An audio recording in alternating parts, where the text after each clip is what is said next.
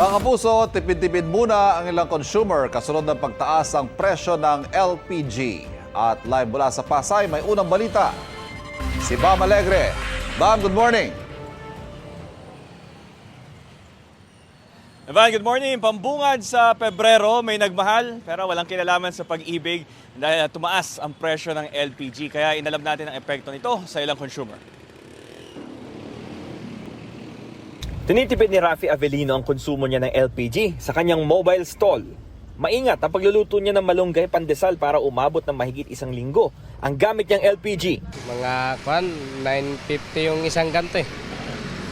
Kasi pinagkakasya niyo ng gano'ng katagal yan? Maabot na 1 linggo.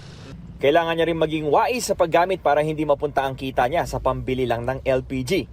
Ngayong Pebrero, epektibo ang taas presyo ng ilang major supplier tulad ng Petron at Solain. 1 peso and 55 centavos sa kada kilo ng LPG ng Solain, habang 1 peso and 50 centavos ang dagdag presyo sa kada kilo ng LPG ng Petron. Sa karaniwang 11 kilogram na cylinder LPG tank, humigit kumulang 17 pesos ang madadagdag sa presyo. Sana hindi raw magtuloy-tuloy ito, sabi ni John Mark Osita na nagtitinda ng lutong ulam. Malaki po sir kasi po, syempre po sa mga ulam po sir, madami pong lulutuin, mga pagkain, syempre po sir, mahaga din po kasi sa sa mga katulad namin may tindahan na karinderya sir. Tapos tataas pa ang presyo sir. Si Jimmy Signo naman hanggat kaya hindi raw itinaas ang presyo ng kanilang goto at pares kahit magmamahal ang LPG. Kahit natabas ang LPG namin, hindi pa rin kami tataas sa presyo. Kasi almost na magkano lang itataas ng LPG, palagyan na natin na almost na 10 pesos, 15 pesos, okay pa rin.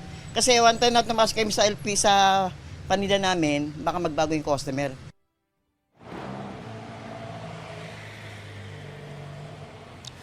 Evan, ayon sa mga kumpanya ng LPG, sinasalamin ng price hike ang international contract price. Ito ang unang balita mula rito sa Pasay, Bam Alegre para sa GMA Integrated News. Kapuso, huwag magpapahuli sa latest news and updates. Mag-iuna ka sa balita at mag-subscribe sa YouTube channel ng GMA Integrated News.